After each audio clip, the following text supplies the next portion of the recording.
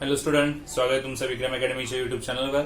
आज आपण 11th स्टँडर्डचा maths 1 subject शिकत आहोत. टॉपिक आहे सेकंड फंक्शन.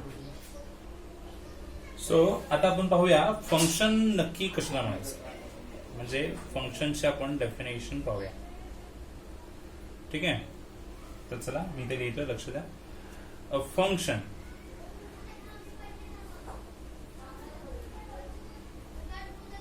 ज्याला आपण एफ म्हणायचं.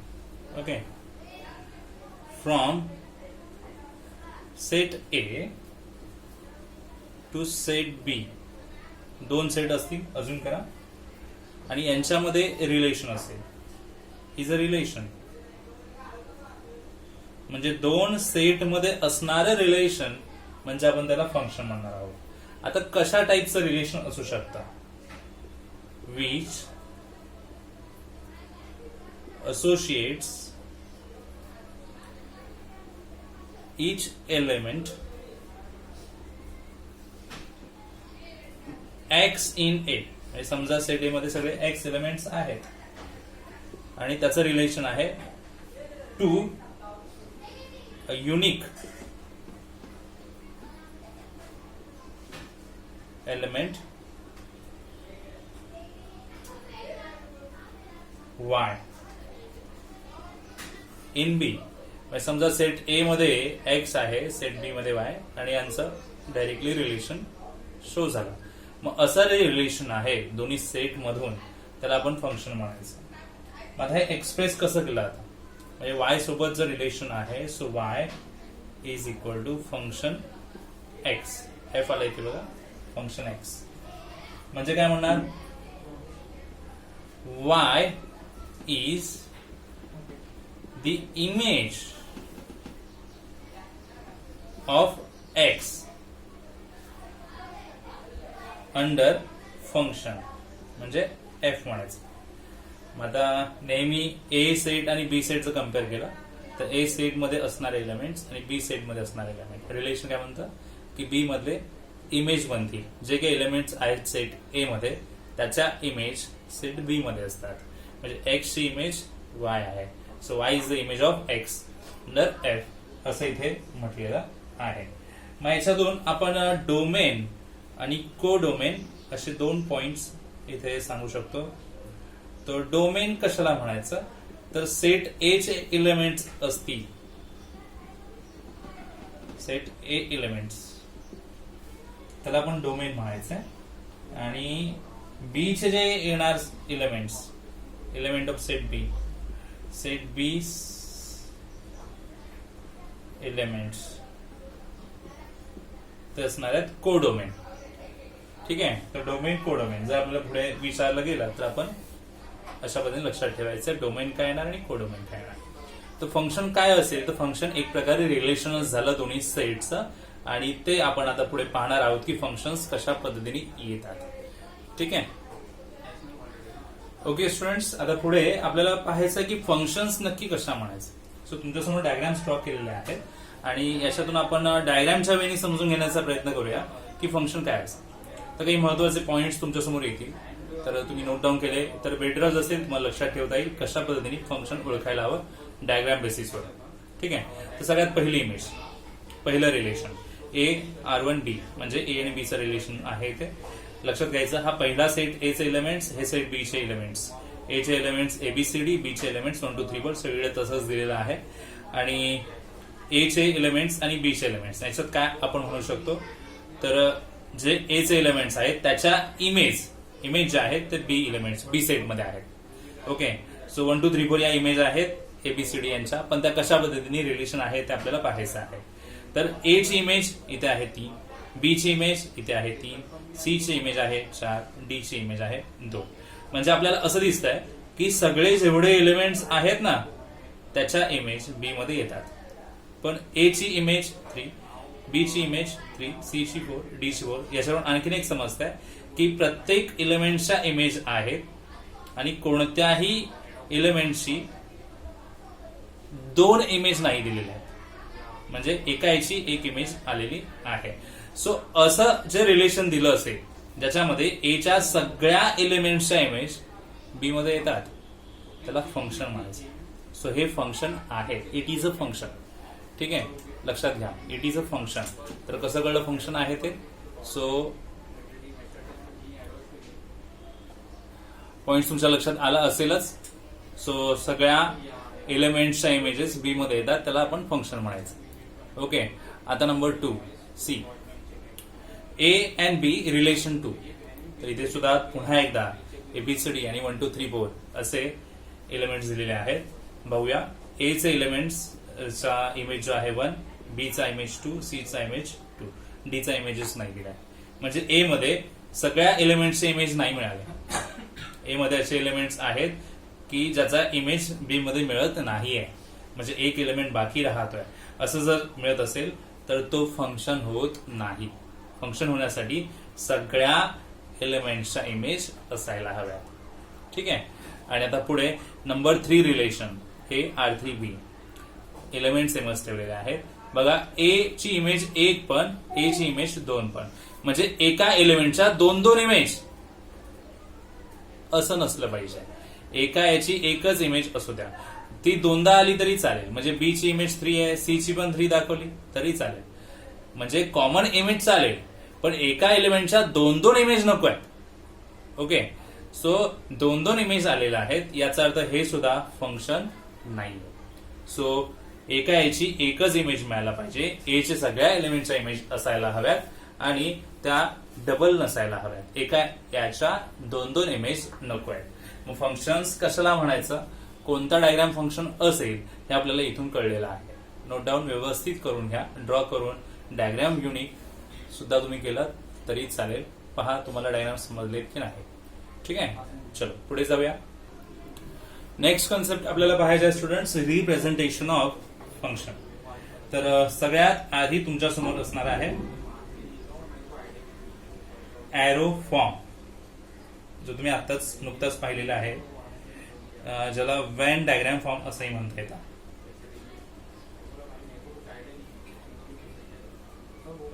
Okay, so Venn diagram form मध्ये कशा पद्धतीने रिलेशन्स दाखवले जातील पहा, लक्ष द्या. सो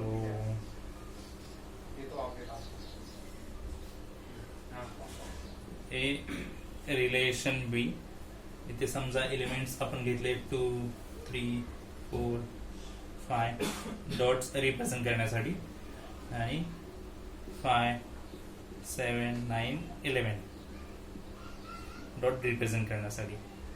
सो हे आपण दाखवले रिलेशन. ओके, त्याला एरो फॉर्म असंही म्हणतात. ठीक आहे, असा एरो दाखवला जातो. ठीक आहे, एरो फॉर्म किंवा डायग्राम मध्ये आहे म्हणून त्याला वेन डायग्राम फॉर्म म्हणतात. सो रिप्रेझेंटेशन ऑफ फंक्शन, याच्यामध्ये डोमेन असणार आहेत pre images, domain set of pre images म्हणजे ए मध्ये येणाऱ्या. ठीक आहे, आणि रेंज होणार आहे. तर रेंज आपण आधीच्या टॉपिक मध्ये पाहिलं, इमेजेसच्या काही इथे दिसणार आपल्याला, त्याचा सेट जो आहे तो रेंज आपण त्याला म्हणायचा आहे. ठीक आहे. Number 2 order pair. Order pair जी या फॉर्म मध्ये असते एक्स वाय. ओके, समजा तुम्हाला फंक्शन्स असं दिलेलं आहे. ओके, ब्रॅकेट्स दिलेत 2 5 3 7 4 9 5 11. तर ही ऑर्डर पेअर झाली. ठीक आहे. आता याच्यामध्ये डोमेन आणि को डोमेन आपण सांगणार आहोत. तो डोमेन फर्स्ट एलिमेंट येतो, म्हणजे तुम्ही पाहिलं तर 2 3 4 5 फर्स्ट एलिमेंट तो डोमेन होणार. ठीक आहे. रेंज तुम्ही सांगू शकता, सेकंड जो एलिमेंट आहे तो येणार रेंज म्हणून. सो 5 7 9 11. ठीक आहे. तर फंक्शन रिप्रेझेंट केलेलं आहे ते ऑर्डर पेअरने. आता नीट पाहिलं तर जी इमेज इथे आलेली आहे ती रिपीट नाही आहे. 5, 7, 9, 11 जर रिपीट इमेज येते तर तो फंक्शन नाही होत. म्हणजे इथे 5, 7, 9, 11 असं दिलेलं आहे. सो आपल्याला कळत आहे की इमेज हा डिफरंट आहेत आणि हेच आहे मेन इम्पॉर्टंट इथे फंक्शन ऑर्डर पेअर बेसिसवर येणार. नंबर 3 रूल मेथड आहे. तर रूल मेथड आपण ऑलरेडी पाहिलेली आहे. ओके, समजा इथे रूल मेथड तुम्हाला काय दिलेलं असणार तर फॉर्म्युला असेल y is equal to function x आणि फंक्शन x कसं असणार आहे ते दिलेलं असेल या पद्धतीने 2x + 1. ठीक आहे. सो जिथे तुम्हाला रिलेशन दिलं असेल की x हा नॅचरल नंबर आहे आणि x ची व्हॅल्यू कशी असेल, जसं की मी इथे म्हटलं समजा x belongs to natural number and x is between 1 and 6. Okay, so x is between 1 and 6 म्हटल्यावर कसं लिहायला हवं असं. ओके, हे काही कंडिशन्स ठेवल्या गेल्या आणि तुम्हाला फंक्शन एक सांगितलं की असं असेल. मग याच्यात आता व्हॅल्यूज फिलअप करून तुम्हाला ज्या व्हॅल्यूज मिळणार त्याच्यानुसार आपण सांगू शकतो. सो इथे डोमेन अँड रेंज म्हणजे एक्स ची व्हॅल्यू घेणार तर तुम्हाला वाय ची व्हॅल्यू मिळणार ना आपोआप. सो ज्या एक्सच्या व्हॅल्यू येतील इथे डोमेन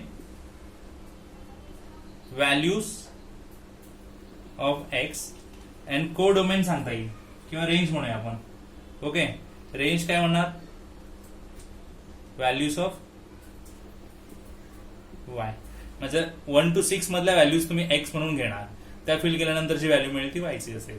सो आपल्याला इथे व्हॅल्यूज मिळतील डोमेन आणि रेंजच्या. रूल मेथड त्याला म्हणायचं. या फॉर्म मध्ये आला तरी पण तो फंक्शन असेल.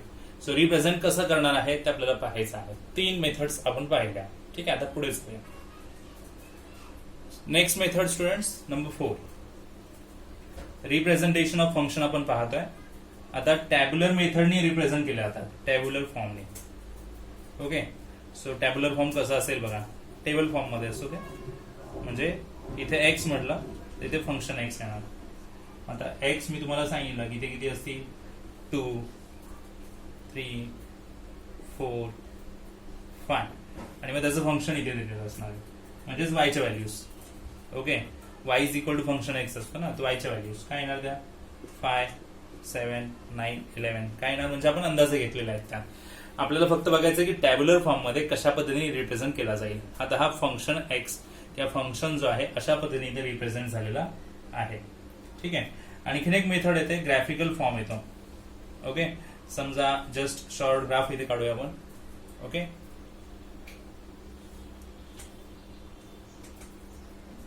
सर्टन पॉइंट्स जर रिप्रेझेंट झाले, नंबर लिहिले नाहीत मी, समजा 2, 5 आला इथे तुम्हाला दाखवायला मिळाला 3, 7 इथे आपण दाखवला समजा 4, 9 इथे आपण दाखवला समजा 5, 11. सो पहिल्या व्हॅल्यूज ज्या आहेत त्या डोमेन, नंतरच्या व्हॅल्यूज ज्या आहेत त्यांना आपण रेंज म्हणूया. ओके, सो ग्राफिकल वेनी सुद्धा दाखवता येतो. सो 5th मेथड होईल graphical method for representation of function. तर पहा इथे 2 मेथड झाल्या, टॅब्युलर फॉर्म आणि graphical form. So functions represent कसे होतील हे आपल्याला इथून कळलेलं आहे. ठीक आहे. सो स्टुडंट्स आता आपण रिप्रेझेंटेशन ऑफ फंक्शन पाहिले नुकतेच. सो आता आपण डायरेक्टली जाणार आहोत एक्सरसाइज मध्ये, बरोबर. पण ती एक्सरसाइज आपण न्यू व्हिडिओ मध्येच घेऊया. ओके, सो या व्हिडिओमध्ये फक्त बेसिक इन्फॉर्मेशन तुम्हाला पाहायला मिळेल जी फंक्शन या टॉपिकशी संबंधित आहे. सर्व काही कन्सेप्ट जे आपण डिस्कस केले ते इम्पॉर्टंट आहेत. व्यवस्थित तुमच्या नोटबुकमध्ये तुम्ही राईट डाऊन करून घ्या म्हणजे तुम्हाला ते पुढेही व्यवस्थित समजतील. ठीक आहे. तर स्टुडंट्स भेटूया नेक्स्ट व्हिडिओमध्ये. तोपर्यंत गुड बाय, टेक केअर.